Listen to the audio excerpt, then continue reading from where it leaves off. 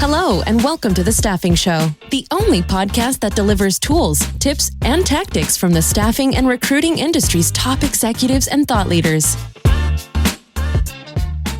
Today's podcast is brought to you by Staffing Referrals. At Staffing Referrals, we understand the challenges your agency faces every day. From finding high-quality candidates and clients to automating your recruitment process, our platform is designed to help you grow your agency faster. Imagine a world where your agency can automatically build your talent community, improve your recruiters' productivity, and automate manual processes, all the while improving the candidate experience. But don't just take our word for it. Here's what a few satisfied customers have to say. Our referral program boomed after partnering with Staffing Referrals. The technology allows us the tracking, communication, and reporting our traditional referral program desperately needed to unify and expand. Can't imagine our business without it. Are you ready to transform your staffing agency? Let's reduce your dependency on job boards, deliver the experience your candidates expect from a modern business, and turn your talent pool into a competitive advantage. Visit staffingreferrals.com and get ready to grow. Hello, everyone. Thank you for joining us for another episode of The Staffing Show. Today, I am super excited to be joined by Tom Erb, who's the president at Tallann Resources. Tom, very excited to have you on the show today and for our conversation diving into sales frameworks, and all kinds of great education that I think our industry needs right now. Thanks so much for being here. Yeah, thanks for having me, David. To kick things off, could you tell us a little bit about your background and how you got into staffing, and then we'll jump into Tallann right after that. Sure. Yeah. So it was very methodical. As a small child, now I got into staffing like everybody else did, which is just kind of like, fell into it. My background, went to West Virginia University, which, by the way, is the number one party school in the U.S. Once I graduated, I thought I was going to get into maybe HR or banking or, business finance, and helped a friend of mine move to Columbus, Ohio from Morgantown, and applied to some jobs through there and ended up getting a job as a recruiter working at Olston. And that's how my career started. So been doing it for 30 years, been doing Tallann Resources for 14 years. That's awesome, man. I know you have one of the top more influential books in the staffing industry for best practices. Saw you speak recently and you're giving out the book. Can you tell us a little bit about what the book is, what it's about, and any updates or exciting things related to it? Sure. Yeah. It's Winning the Staffing Sales Game, and it came out, I think, about 6 years ago now. It's a 94-page book. I would never write a book that I wouldn't read. And beyond 94 pages, my adult ADD starts to get the best of me. So, it's meant to be concise, and it talks about my sales methodology and just kind of a step-by-step of how to sell in the staffing industry. I know sales is has been one of the top priorities for staffing agencies. Talk about a lot on the podcast right now, more than we did a couple of years ago. And I think we're like rounding maybe over a year of sales being the number one challenge for staffing firms, where it's not actually finding candidates. And you've got that book up. So what are some of the trends you're seeing, best practices, anything that you can share with the audience? I think a good barometer for what's going on in the industry is what people come and ask me to speak on. So for several years, it was just nothing but recruiting. It was like, well, I can talk about sales too. No. We just need recruiting. And then all of a sudden it was like, can you talk about sales also? It's starting to get tough out there. And so, you said 12 months. I would say that's about right. That's about what I've been seeing, 12 to 18 months of, just getting back to sales. So, and as far as what we're seeing out there, it's just, we did it to ourselves. It was just a matter of, the wave came in and we were riding high, and we were having people call in and place orders. And, all of a sudden we thought we were great salespeople. And it's like, sales isn't supposed to be this easy. And then we kind of came back down to earth. The industry hit its highest number ever from a revenue standpoint in 2022. And 2023, we took a step back, but we still had one of the highest revenue years ever. Yeah. So it was one of those things, like, it's kind of like you're going 100 miles an hour and you slow down to 80, and everybody goes, whoa, what's going on here? But we had stopped selling, and you could see that across the industry, that we were not hiring salespeople. We had all sorts of people that were saying, why would I sell? I can't fill the jobs that I have. And you go, that's not the point. You got to keep selling. Some of your jobs aren't that great. And so now we're back to the point of people are selling, they're hiring salespeople, they're training salespeople, and we're starting to see some of the effects of that. We're starting to see some results. It takes a while, right? You got to get the salespeople in, you got to get them trained up, you got to let them go through the sales process. It's not something that happens overnight. We're starting to see more of the results of that. I think we're starting to see some loosening up of the market in general. We're starting to see some bounce back across the industry, which is good. Yeah, I was having a conversation with somebody yesterday, and they were saying that the last 4 weeks, and it looks like things might, in healthcare at least, that there's some optimism, more optimism than I've heard in a while. Yeah, there's pockets where things have been good. But I do think back to, it was just order taking there for a while, and nobody was investing in the sales side of it. And it was just, writing out orders, right? I hope everybody listening to this remembers this lesson 2 years from now or 5 years from now when we're back in the order taking. It's like, always be selling. And I think focused on getting the right clients probably, and not just the order taking, because those can go away very rapidly as they have recently for some. So when it comes to driving growth and sales, I think you had talked about a framework that you have. I would love if you just kind of explain that to the audience. Sure. Yeah. We essentially have just a methodology. It's not rocket science. It's really about doing the best practice things consistently and having a process and a structure for it that's repeatable. Our process is based on 6 different phases that starts from the very beginning of just identifying who are the ideal client profile, who are the companies and the contacts that we have the best chance of doing business with, and basically just saying, clients we like working with look like this. Let's go out and find more of those. And then going through the sales process, qualifying, disqualifying through a multi-step process that we have, and then putting opportunities in the pipeline, working those opportunities through, closing out wins and losses. But always you're feeding that pre-pipeline, the pre-funnel, right? You just got to keep people going in there, because if you don't, you go through that roller coaster effect that anybody who's done sales knows what the roller coaster effect is, right? It's doing a bunch of prospecting, then a bunch of stuff happens, so we stop prospecting. And then when we work that stuff through, then we go, oh, crap, we forgot to prospect. And then you start that. So you go through these ups and downs. We're trying to smooth that out at the top. And then that leads to the prospecting process, which is we still do 10 weeks. We now, it used to be 12 touches. Now we do 15 touches. We have variations of all that. I've got clients who have dozens and dozens of touches, and they carry it out for, as long as a year. And you can, especially with the automation that's in there. But it's really about, what is it that I do differently that is better than what my competitors do, that provides value to my prospects and clients, or perceived value? And then how do I articulate that and then reinforce that over and over and over again to give the prospects a chance to kind of absorb that and kind of think through it and say, yeah, you know what, that is different. They sound different than everybody else. Maybe I should talk to them. And I kind of jumped the gun there. You're talking about kind of what you know and your expertise on the sales front. Tell us a little bit about Tallann. What are you doing at Tallann, and what makes you different? And why do people work with you? I don't know. No. The number one party school. That's right. I work with the number one. Yeah. So for 14 years, I was at Spherion for 10 years. And for those of you who don't remember Spherion, it was one of the largest staffing companies in the U.S. and got bought by Randstad. I left 14 years ago and started up Tallann Resources, and we do consulting and training for the staffing and recruiting industry. So we work with staffing and recruiting firms of all sizes, from startups with 0 revenue all the way up to the largest publicly traded companies in the world, and then everything in between, and all across every vertical. We've worked with over 1,000 staffing companies in the last 14 years. And do everything from sales consulting to recruitment consulting, tech stack evaluation, recommendations, strategic planning, operational analysis, all sorts of different things. And then we also have a training side where we have an online training platform that's all staffing specific. And then, of course, live training. And then I do a lot of speaking as well throughout the year, both in person as well as a lot of webinars, a lot of these podcasts.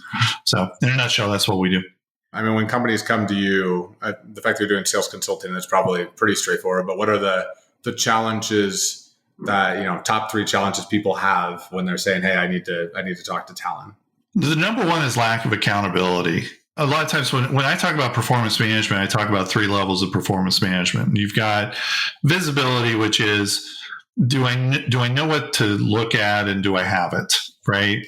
And most ATSs now and CRMs have pretty good visibility. So we can track activities and appointments and all of that stuff. So most companies at this point do an okay to a pretty good job at visibility. And then that next level is responsibility. And responsibility means, does my team know what success looks like? And do they understand how they're being evaluated, and are we tracking that? So that's where we talk about KPIs, we talk about metrics. And I would say most staffing companies struggle at that level. And some do okay. Not many are proficient at it. There are some, and if you are, then you are ahead of the curve. And then that last level is accountability, which is kind of what happens if somebody's just not doing what they're supposed to be doing, and how do we handle that? What are the results of it? Are we holding people accountable? So it's not just about if they haven't done it, but do we have the structure in place where people not only know what's expected, but they know that they need to do it. And there's reporting mechanisms, there are one-on-one meetings, there is coaching and counseling and feedback and all of those things that go into it. So the number one thing is accountability. That's what companies struggle with a lot. The other thing I would say is process. Just having certain things in place, just fundamental stuff in place. What is our value prop? What are our differentiators? What's our sales process? How does that integrate into our ATS or our CRM? And are we utilizing that the right way? So that would be the second piece. And then, I think the third one is probably internal selection. We find that staffing companies it's kind of like the cobbler's kids' shoes. You make shoes for everybody else, but they run around without any shoes. We are really good at recruiting for our clients, but a lot of times we don't pay as much attention internally. And so understanding really what a successful sales rep or recruiter or account manager or branch manager or whatever, what success looks like, and what are the attributes that lead to that success, give people the best chance of success. And then how do we actually go out and source people based on that? How do we select them? And what's our criteria for evaluating them?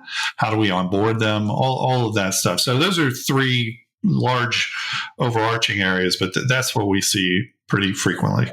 And as a marketer, I'm always getting excited about the value prop stuff. Are you going in and helping to kind of facilitate the creation of the differentiated value props? I feel when I look at staffing agencies and knowing that because I don't remember the exact number, but like 27,000 in North America or something crazy like that. And it's like, it is, and everybody's putting people to work. It's like, how do you have a methodical process where you're going and saying, hey, here's what we're going to do to get you to a spot where you can talk about this differently? Or how do you approach that? Yeah. Yes, we do a lot of that, because that's the first step to creating the whole sales process and the whole sales methodology. It's a lot easier to sell if you sound different and better than others. And we have some clients that when we first come in, they have a strong value proposition. They have, maybe they specialize in a niche. Maybe they have the type of experience internally or with the owner that really resonates with their prospects. There's a lot of different things that can lead to a value prop and differentiators. So you've got some that it's very obvious. And then others they feel that the area they're strong in really isn't necessarily what differentiates them. And the things that do differentiate them, they're kind of discounting. And so, we uncover those and we talk through those. And then you do have some staffing companies where it's just really hard to see what does make them different. They really are kind of that Me Too staffing company where, we fill jobs. And so then we got to really work on that. And in some cases, it's not who we are today, it's who we need to be. And then we start to work on that. And then we go, well, you know what? You're trying to be all things to all people, for instance. That's watering down everything. And so let's take a look. Well, did you realize that 60% of your business is in this area? You have a specialization you don't even know you have. And then we start to get into talking about that. And then we say, well, how do we really capitalize on that? And what does it look like? So you get into that. You say, what makes us different? How do we quantify it? What's the benefits to the prospect? What's our proof? All of that stuff. I know, having talked to staffing agencies, that there's a lot of people who think that they have them, and then you go read their About Us page, and you're like, well, that does sound inherently like so many others. Do you have any good examples of, or any guidance that you'd be open to giving the audience on what a good one looks like? It's in my book. No. It's in the book. It's in your I will tell you the number one thing that we see, and this doesn't just apply to staffing companies, it applies in life, if you think about it, is specialization. Yeah. If you have a specialization, if you can show that you have a specialization and you can show that you are committed to it, that you have experience in that, maybe that's where the owner or leaders came from, right? Like, let's say healthcare, which healthcare by itself isn't a specialization. It's a very broad vertical. Yeah. But if you are placing RNs and the owner of the company is a former RN, that gives you some additional credibility. If in addition you are bringing in former RNs to do recruiting and things like that, then that's another thing. So that would be an example of one. The more niche you can get, the better. So, what I always say is, how many degrees can you drill down? Light industrial is not a specialization. Manufacturing is not a specialization. Plastics manufacturing, then you start to get in a little bit of specialization. Medical equipment plastics manufacturing is another level down. Engineers at plastics, right? You can keep going down and down and down. And the other thing I tell people too, that a lot of times they're hesitant to say, well, I specialize in this. They go, well, yeah, but we do other things. specialization does not mean exclusivity. It is that now, if you do it exclusively, then that's something you can talk about. I talk about it all the time. I go, we are 98% exclusive to the staffing and recruiting industry. 2% of the time we'll get a referral and do something else. Yeah. So if you are exclusive or almost exclusive, that's another level of specialization. But I can specialize in 5 or 6 things. I was working at one of the largest staffing companies in the U.S. and when I was a sales rep, and I was selling nothing but call centers. And I talked about our specialization. We were a generalist company. We did everything. But I talked about how one of our specializations was call centers. And here's all the things that we did around that. So specialization is a big one. Expertise, just a record of success. There's a lot of different things that we can focus on. As you were talking about that, the things that I consistently see as staffing agencies, not only looking at specialization from the perspective of who is it we're placing or what type of placement, but I think there's a behavioral segmentation. I've talked about this on the podcast a couple of times, but I feel like going and inhale, if you're going to be a travel nurse staffing firm and that's what you're going to do, are you the high touch, call us at any point, we'll fix your problem? Or are you the high pay or the most jobs? Like, there's other variations of that within the firm. I think that can be valuable too. That's really great. Now, one of the other areas I know you and I talked about a little bit was just kind of the shifting to, avoiding the transactional component of sales and having that be part of your mindset. Could you dig into that a little bit?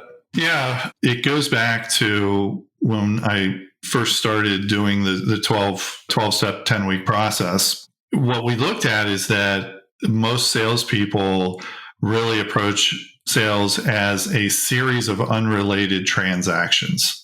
And it's kind of shotgunning, right? It's throwing spaghetti up against the wall. And we hear it a lot of times with sales reps where I'll call somebody, I'll do a cold call.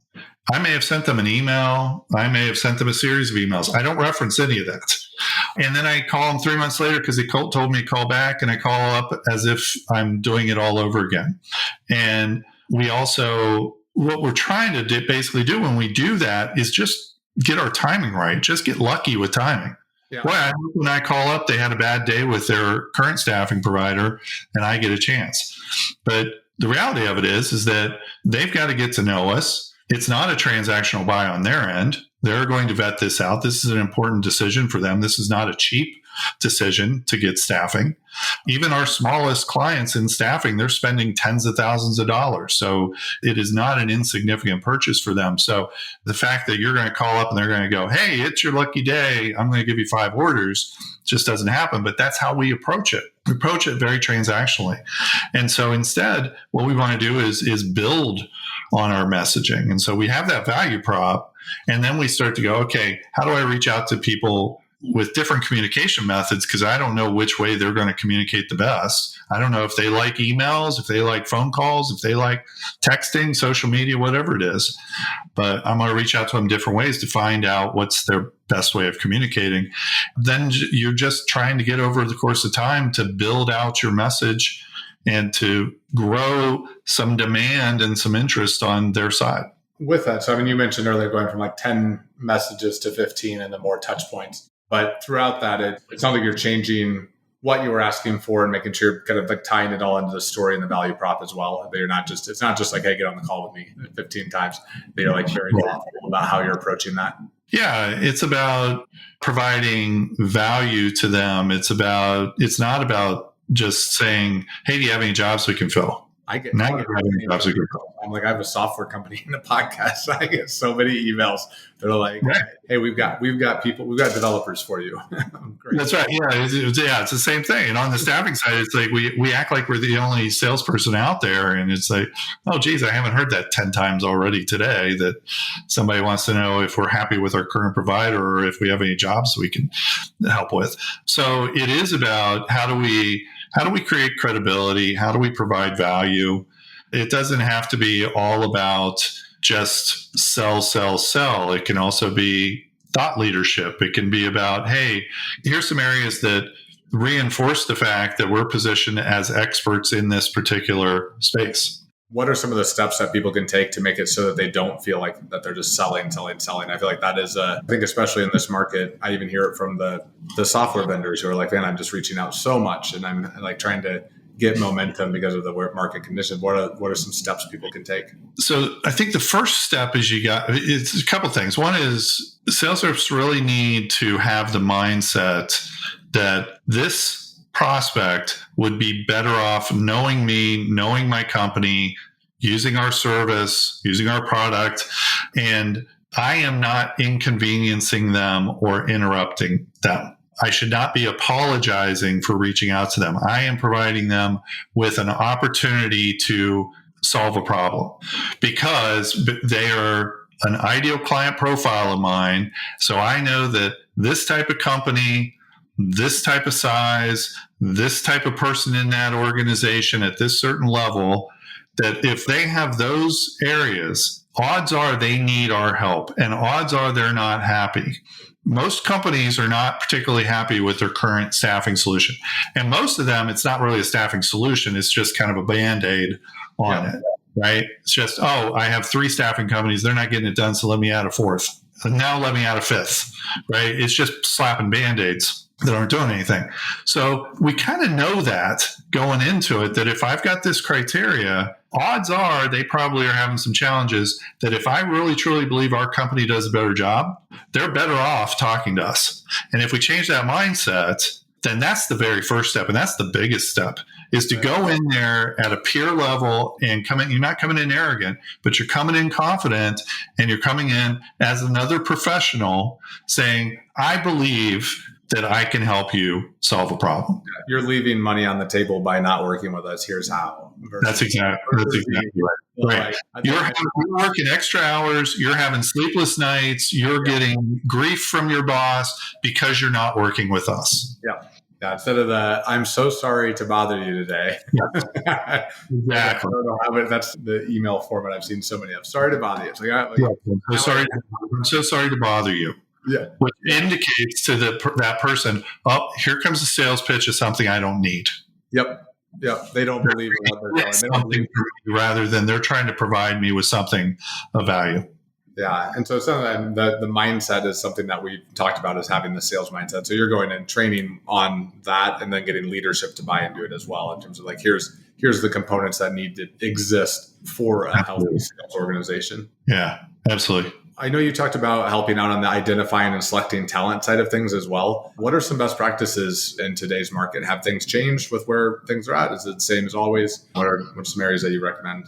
I think things are always changing, so there's definitely some things that have changed. I do think one of the pieces of advice that I give my clients all the time is a lot of times we tend to overvalue experience. overvalue, say, industry experience.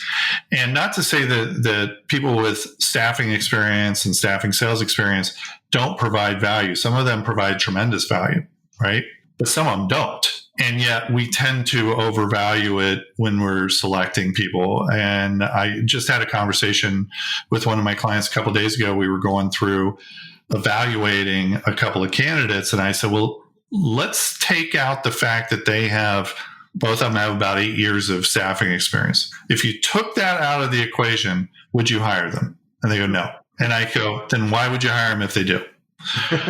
So that's one of the things we really look at is I'm looking for people, particularly in sales. I'm looking for, are they likable, credible, and coachable? Those are like the foundational things. And with likable, it also there's two sides to that. Are they personally likable? Are people attracted to them? But also, are they sociable? Do they like interacting with people all day? And we found this with both recruiters and salespeople, is that sociability is just as important or even more important as likability, as friendliness, right? Because sociability is what gets you to pick up the phone over and over again. If I don't like talking to people, or if I am drained by if you're introverted, interaction all day, I'm not going to want to pick up the phone all day, right? And so I'm not going to want to go to networking events in the evenings. I want to go home and do nothing and not talk to anybody. I want to turn my phone off and all that. So I'm not saying that you need people that are off the charts social butterflies, but they need to have a certain level of sociability. So that's one of the things we really look at. Likability, both on friendliness and sociability. Are they credible? Do they come across as somebody that is trustworthy and that is telling the truth? And that's, something a lot of times you can pick up fairly quick. And then, are they coachable? And that may be the biggest piece of it. Are they willing to do processes? Are they willing to learn? Are they willing to get better? Or are they, no, I want to do one thing. It worked 10 years ago. I'm just going to keep doing it. You're not going to tell me what to do. So likable, credible, and coachable, to me, are the biggest things. If we can have that, then we're going to have success. And we've seen it over and over again. That's great. And there's so many people who look at, they have this experience at this company. And the other mistake I see is they worked at this huge brand that we all know and love. So let's bring them to our tiny business. Right. Yeah. By the way, we have no infrastructure. We have none of the resources that they had at that place, and we don't have the name recognition. So, it's like hiring somebody from Microsoft and saying, "Well, you can sell my product because you had success at Microsoft." Somebody calls from Microsoft, you're probably going to pick up the phone, right? It's What are some other kind of examples? You kind of gave the foundation for, I guess, the characteristics of a salesperson. Are there any other examples of top sales performers, people that you've witnessed kind of excel in the industry, and any other aspects or kind of characteristics that you've seen about them? Yeah. So one of the greatest things about voice over IP is that we now have so much access to recorded calls. And we can listen like never before to as many sales calls as we want to, right? And so I listen to a lot of sales calls, of cold calls. And one of the biggest things that I see that differentiates salespeople is just the ability that when you do get a live person, which doesn't happen very often, about 1 out of every 25 calls on average, that when we do get a live person, do we have a good conversation with them? Are we able to engage them at a certain level? And what I always tell my sales team, my sales reps that I work with, is when we get somebody live on the phone, our number one goal should be that that's the last time we ever cold call them. Last time we ever do it.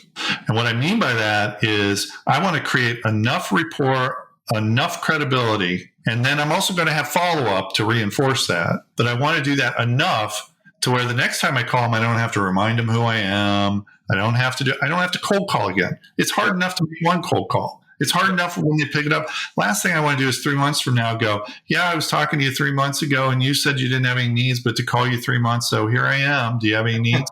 I don't know if you remember me. That's the number one thing we get. I don't know if you remember me. That's another cold call. And the sales reps that do really well are able to do that easier. They're able to, one of the biggest things we need to do is get that person's defenses down a little bit, because the split second they realize this is a sales call, they're not thinking, oh, great, sales call. They're thinking, oh, crap, I didn't mean to pick up this phone. How fast can I get them off of the phone? They're going to ask me for an appointment. They're going to, they're going to keep me. So how do we bring those defenses back down? We can do that through humor. We can do that through being maybe a little self-deprecating. Hey, I'm sure I'm not the first person to call you today. Sure that when you answer the phone, you probably weren't expecting to talk to a sales rep, that's not the favorite thing you want to talk to. Something to that effect to kind of break the ice a little bit. And also what I've found too is what works really, really well is giving them a finite amount of time and asking them if that's okay. I know we're both busy. I just wanted to introduce myself. I wanted to get on your radar, let you know that we exist, talk to you for just a couple minutes. Do you have 5 minutes I can talk? And here's the interesting thing about that. I'm going down a little tangent here a little bit, but great. Here's the thing we found about that. So I've been doing this for 30 years, and I was taught sales 29 years ago by a sales consultant. And she would have absolutely fallen out of her chair if she knew that we were asking that question, do you have 5 minutes? Because her whole thing, and this was how old school sales methodology that still goes on, is don't give them a chance to say no. Yeah. Don't ask them if they have time. Don't ask them if this is a good time. And you go, okay, do any of us like that? Do any of us like it when that happens to us? I hang up on people. I get so angry. If I'm like I don't have time right now, and might even be somebody I have interest, I would be open to talking to, but I'm like, hey, I'm about to jump onto a meeting, and then they just plow through, and I'm like, you're dead to me now. That's how they've been trained. That's how they've been conditioned. Yeah. The interesting thing is we listen to all of these live recorded calls, and we ask for a few minutes. Do you have 3 to 5 minutes to talk? 95% say yes. That's crazy. 95% say yes. And in fact, we have had just recently in the last couple of weeks, we've had prospects that their response was, wow, nobody ever asks me that. Yes, you have 5 minutes. And if we just treat people with respect, if we kind of, zig when other sales reps are zagging, the other sales reps are doing pushy stuff and they're just barreling through, right? If we act different, that lets their defenses down, brings it down. We can have a regular conversation. And then that's the last cold call we ever have with them. Now, does it work every single time? No, but some people just, you're never going to develop a rapport with them anyways. That's their personality, not you. But if we do that consistently, we're going to have better conversations. We may not get an appointment, may not get a next step or anything like that, but now we've got them into our network. We send them an invite to connect on LinkedIn. We send them follow-up information. We keep in touch with them. But now they're part of our network, not just somebody we're going to cold call again in 3 months. That's great. I haven't even thought about that. I've been the person who's, hey, it's been 3 months. Remember me? Right. Yeah. It's like we all do, right? I don't know if you remember me, but we talked a few months ago. Well, that's cold call. That's another cold call. And it's like, geez, do I really want to go through that again? Didn't I do all this work to not have to cold call again? Yeah, that's also, I had not thought about the kind of opening to cold calls and how it was. I think about that all the time, how people are calling and they're just barreling through. Are there any other kind of major shifts that you've seen in sales process or sales approach over the years? Because you've been at this for a bit and I didn't realize you listen to as many cold calls as you do as well. Yeah. I think the other thing that has been eye-opening as I've listened to so many calls is 90% of the time, it's the salesperson that is rushing through the call, not the prospect. And when you listen to it as a third party, you can hear that sales rep is uncomfortable. They feel like they're wasting that person's time. And so they're rushing through. They're missing some verbal cues. They're missing opportunities to have more of a conversation.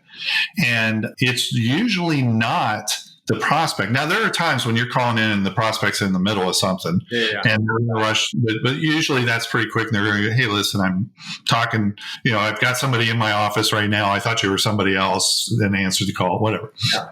But in most cases, we put that pressure on ourselves to get off the call real quick when they're actually open to a little bit more conversation. Now, we can't abuse that. We can't have a 30-minute conversation usually because, like you said, you'll get hung up on. But So that's something else that we see with that. The other thing that we're seeing now too, and a question I get a lot is it okay to call somebody's cell phone?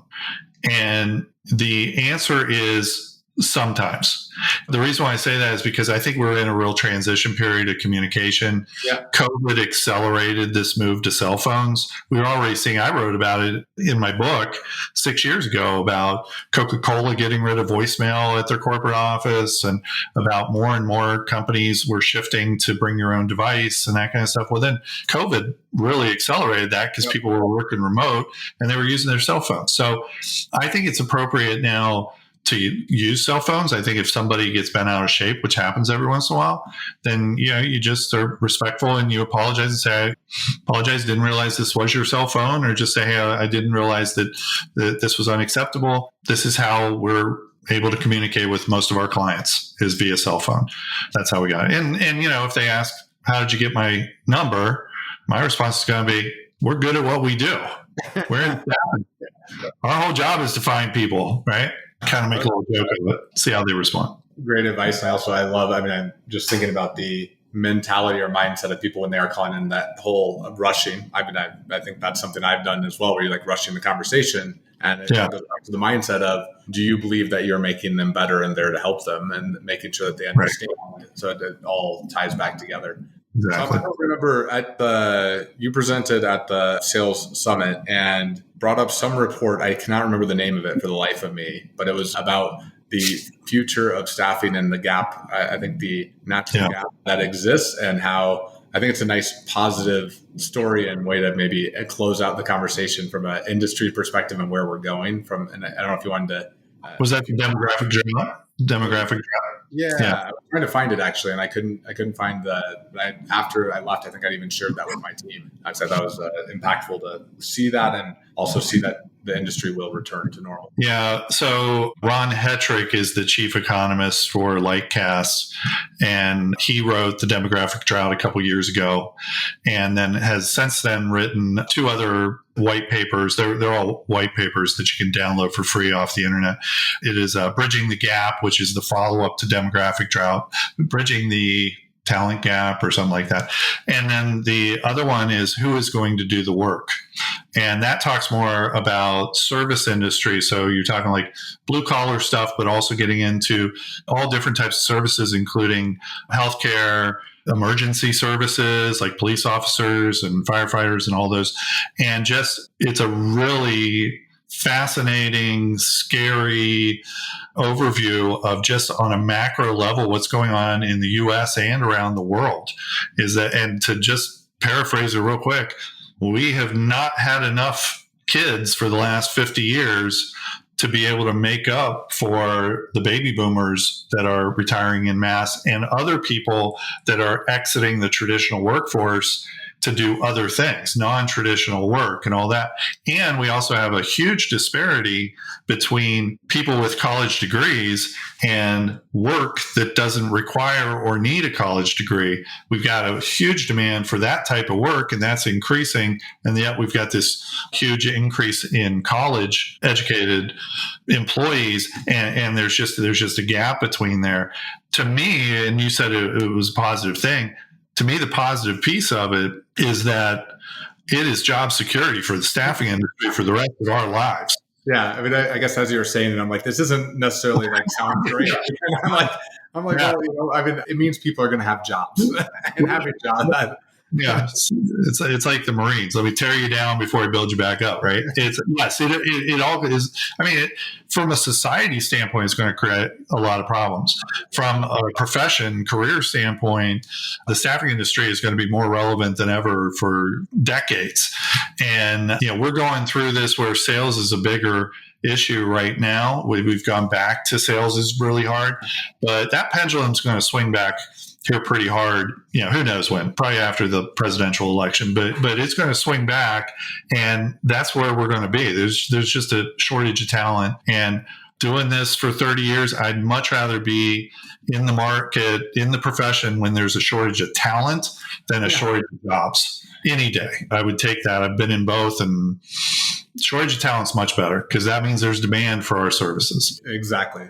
I second that. Yeah. So with that, we're going to jump over to the speed round. So I've got a few last questions for you. What advice do you wish you were given before entering the staffing industry? I wasn't given the advice, but I figured it out fairly soon, which is try and do as many different things as you can in the industry.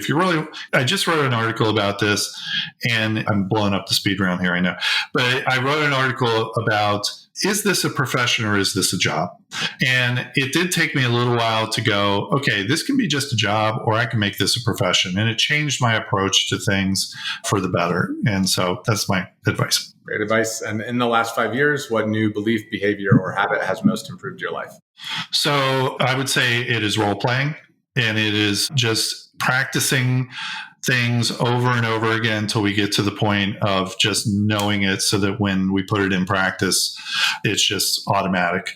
Don't practice on your prospects. Don't practice when, in the middle of things. Know what you're going to say.